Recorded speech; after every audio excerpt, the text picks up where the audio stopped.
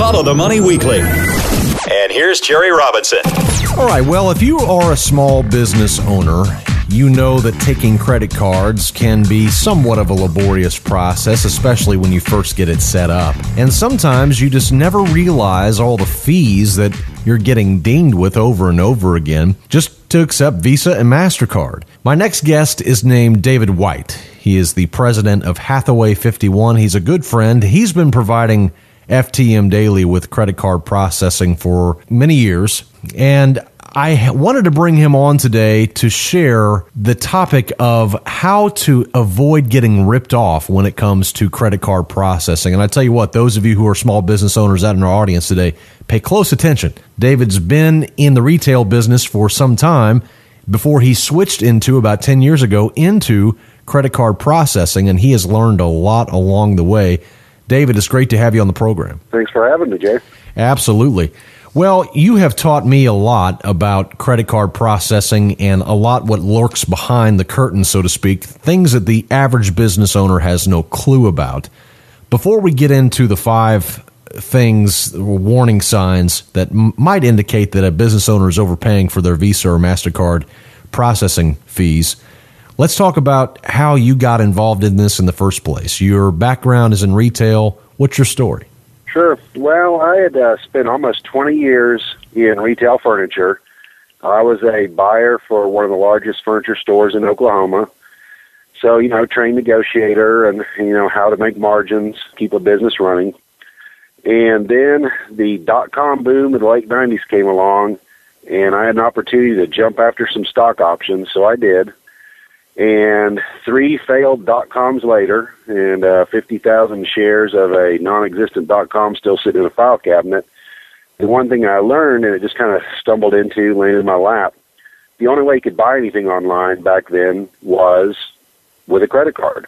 You couldn't send a check to a dot-com company. You didn't have a variety of other payment methods. It was a credit card or nothing. So, in working for those 3 dot-coms, I had to learn how to set up a merchant account, start getting into the credit card part. But then after the 3rd dot-com fell, I'm going all right, that's strike 3. But the one thing I've seen consistently is credit cards. So I just kind of stumbled into credit card processing. And that's where it all started 10 years ago. I went to my first meeting out in Las Vegas, learned a little bit about it, and the rest is history. Yeah, it seems like the credit card industry in general is just rife with corruption. It's just because it's in the banking sector and the financial sector. And you obviously have noticed that. That's one of the things that I have had to avoid as a business owner, overpaying. And I want to talk about the 5 things here in a minute that you point out, a great list here. What are some of the things that you think people just don't know about since you've been in this business for 10 years? What are some things business owners should know before we get into this list of 5 things? Well, the first thing that I made a mistake was not knowing that credit card rates are negotiable.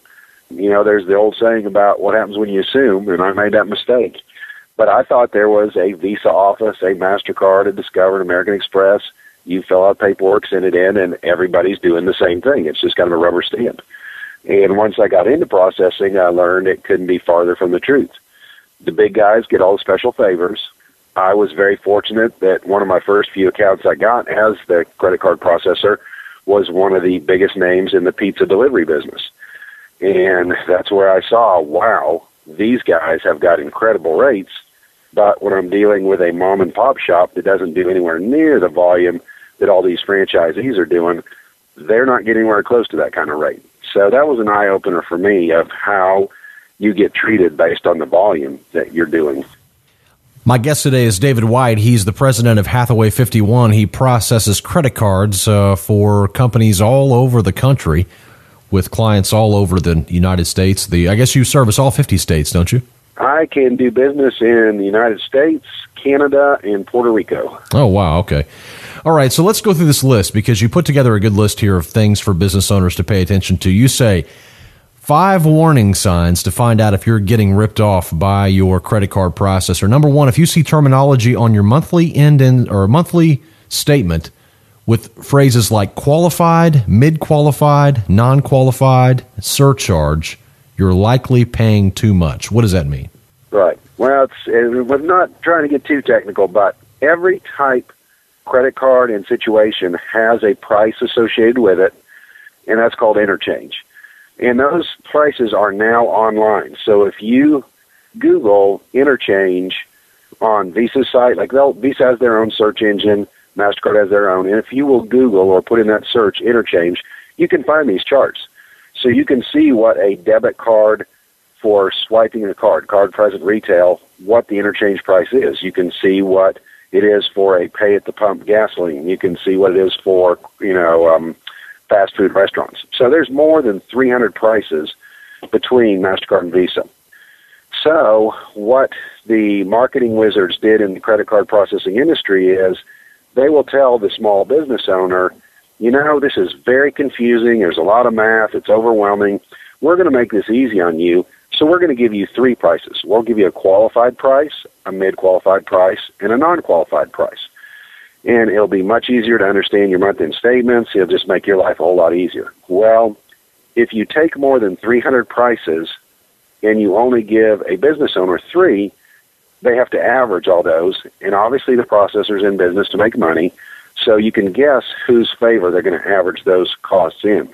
So when you are a business owner and you get tiered pricing, which is the qualified, mid-qualified, non-qualified, you're automatically overpaying. They have built in enough fluff, so regardless which of those 300-plus type situations may occur, they make sure they're making money. So it's a bad sign when you see that you've just got those qualified, mid-qualified, non-qualified rates, because they're not giving you the benefit of the full 300-plus interchange rates that are out there. Okay, so the goal is to have interchange plus pricing. Is that right? Right. So you want what's called interchange plus, or they call it cost plus.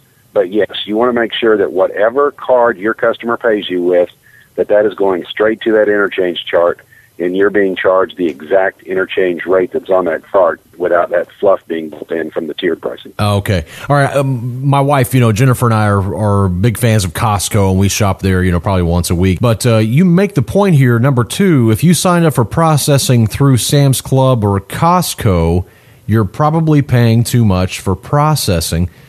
And, Costco and Sam's, these guys, they bundle and package everything. When you become a member, you can get travel services and you can get, internet services and credit card services.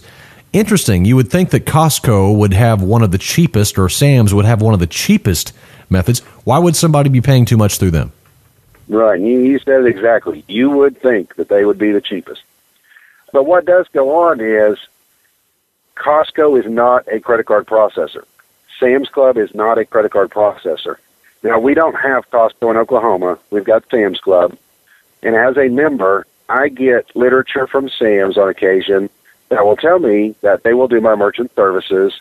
And you can see in the fine print that it mentions First Data, who is the largest credit card processor in the world. And so we'll have a little marketing pitch on there, rate as low as 1.49% plus 15 cents transaction. There's a little asterisk. In the fine print, you've got the disclaimer about why it's as low as. But basically all that's going on is Sam's Club and Costco has made a deal with First Data. And I can't say that Costco uses First Data. That would be my guess of who the processor is behind them. But they've done something similar with Sam's Club. So they are going to provide a financial benefit to Costco and Sam's Club through First Data to be able to have access to all these members. It's a gold mine to be able to talk to all these members of Sam's and Costco.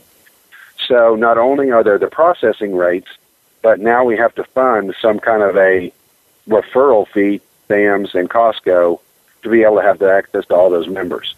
So whenever I've looked at a statement from somebody that uses Sam's, and I've never seen a Costco statement, I've seen Sam's statements, but it is traditionally, I've never seen one that is not higher than an average contract out there for just regular processing. Interesting. So it is, it's the marketing ploy. Just like you said, you would think it would be cheaper, these guys' buying power, but because those guys are making money by turning over their membership list to the credit card processors, that it's negating that buying power to provide that money back to Costco and Sam's for that membership list. You know, one of the things that people are looking at right now is how to save money, and businesses are so cost conscious right now. And of course, credit card processing fees, not probably the most sexy topic, but you know, it's very practical. This is just stuff, if you're a small business owner, just practical things for you to know. I know many of you who are trying to start residual income streams, you're trying to create different types of income streams or multiple streams of income, as we teach here at our company. And as you do, you will inevitably begin accepting credit cards. And it's just an ugly truth that those are not free. And as David has pointed out, you do have to pay. Your point is to pay as little as you possibly can and get the best service for the buck. So we just talked about Sam's Club and Costco, number 2. Number 3, this one I thought was pretty interesting, David, and it makes me wonder if I need to call around, because you said if you've been with the same processor for many years and have not had yet a rate review, you're probably paying too much for processing. Explain that one. MasterCard and Visa analyze those 300-plus prices every April and October. And in the 10 years I've been in the business, there has been a rate increase every April and October. And one time when the economy really got bad, was 2008 range, they even had an emergency review and had another price increase in August of 2008. So if you're a processor, I mean, you are a business owner and you have the same processor, and you're going to see on your month-end statements, they will notify you that rates are going up this April, rates are going up this October. And it happens time after time, year after year. Some processors will decide to pass through the exact increase to the interchange price that MasterCard Visa announced. So there's nothing you can do about that. Interchange is interchange. It's set in stone. You're stuck with that.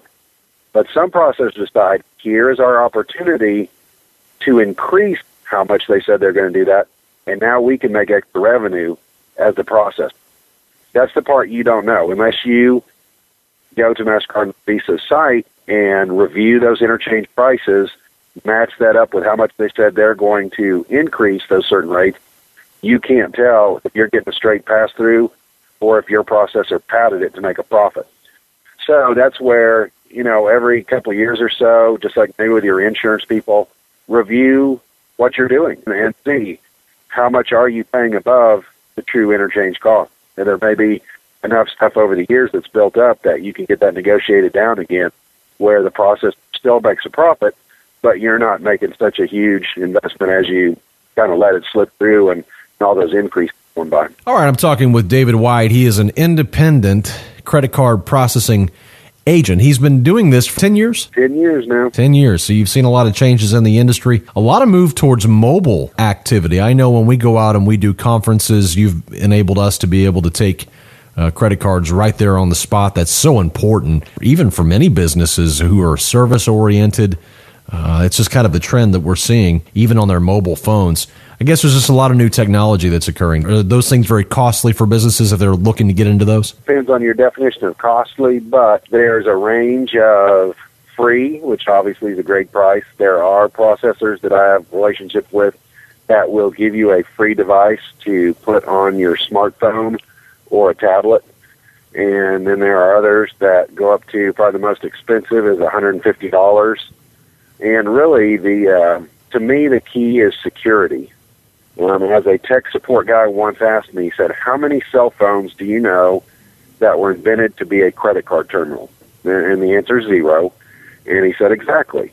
He said, inherently, they are not built for that, and it's dangerous. So you want to take as many precautions as you can to ensure that you are keeping that cardholder's information safe.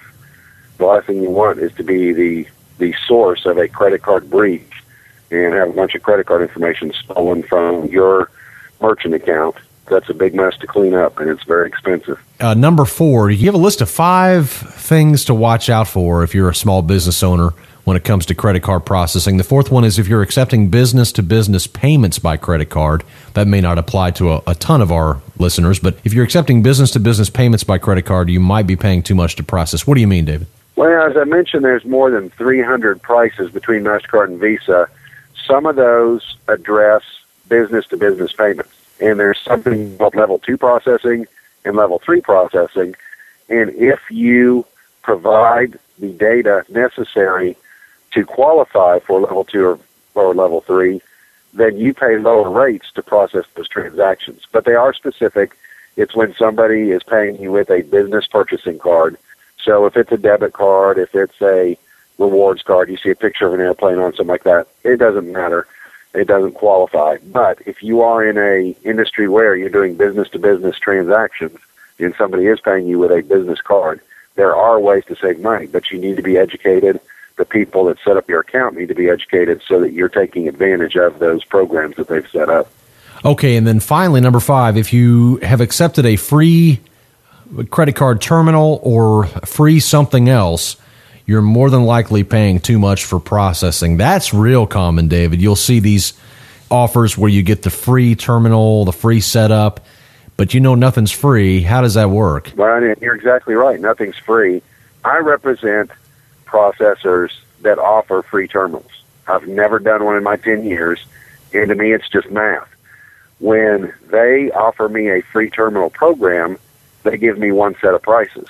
When I do traditional, where the merchant buys their own terminal or we've turned their computer into their credit card terminal, I have another set of prices. Those prices are cheaper than the free terminal prices. So all they're doing is just building in a way to recover the cost of that terminal into their price structure for the free terminal program. And at some point, you would have paid higher prices that more than cover the cost of a terminal. So to me, it's like, all right, find some way, somehow, to scrape together the cash and just buy the terminal and have lower rates. The credit card industry is a transactional business, and what your goal is to have the lowest transactional prices, because that's what's going to add up time after time after time. Hard-coded costs, like the cost of a terminal, a monthly statement fee, an annual fee, those are fixed costs that, while they're a pain in the rear, you don't care about those as much as having the lowest transactional cost, because that's the basis of your business, are transactions. Yeah, I was talking to one small business owner here in our office. He had called in, and we were just talking about this topic. It's been a few weeks ago. He had a machine that he had leased, and he had paid maybe I think it was like $1,100 for this $300 machine because he had leased it. And right. That's probably another thing to avoid, isn't it? Yeah, I'm not a big fan of leasing. Now, and accountants will give you another story, and it is legitimate. Anything you do business-wise is some kind of a tax write-off. And disclaimer, contact your accountant to find that out. So if you do lease a terminal, you're going to be able to write part of that off. But as they train me to try and sell leases, obviously they like us to do that because it makes more money for the processor. So it is. When you have even, $19.95 a month for the next 4 years, you spent $1,000 or more for a terminal you could have bought for less than $300. Either way, you're going to be able to write it off, but to me, it just seems painful when I know that I've spent $1,000 for a $300 terminal. So, well, I don't know about you listening by the radio or by the internet, however you're listening to this program today, but I have had interesting experiences with credit card companies over the years, credit card processing companies, I should say, the merchant accounts that I've had, and sometimes colorful even. When I found David, it was like a breath of fresh air. We found him several years ago. And we've just gotten a few questions from small business owners, and I thought this would be a great topic for our show today to help you understand. One of the nice things about David that I enjoy is that he's an educator. He has the heart of a teacher. He reminds me of Tom Cloud in the fact that he takes this very seriously. He believes in helping you save money, and he doesn't represent any one company, which is a very important thing. He represents probably 7 to 9 companies, so he'll get you the best bang for the buck, but he doesn't work for any of them. He works for his own independent company. So that makes a very, very big difference. And service is everything. Good service is absolutely everything. And when it comes to service, you're available by phone pretty much all day long. Anytime someone needs you, you service all 50 states, Canada, and Puerto Rico. So those living in any of those areas can call you. They can find out more about you on our website at ftmdaily.com/cc. That's for credit card. ftmdaily.com/cc. And they can get some information there, read these 5 warning signs to avoid being overcharged on credit card processing, or they can just call you direct and speak to you. I'm in the business of helping people with their money, so I really have no boundaries. It's any day of the week, any time of day. holidays, weekends, whatever's convenient for you, just give me a shout. Perfect. And if you're looking for a second opinion on your credit card processing, I highly recommend David. He's treated us very well, and he knows what he's talking about. He is an educator of sorts when it comes to this stuff. So even if you just want to call him up and shoot the breeze with him, I'm sure he'd be open to that. David, good to have you on the program, my friend. I'll be looking forward to having you back on perhaps sometime later this year. Great. Well, I appreciate it, Jerry, and I look forward to it.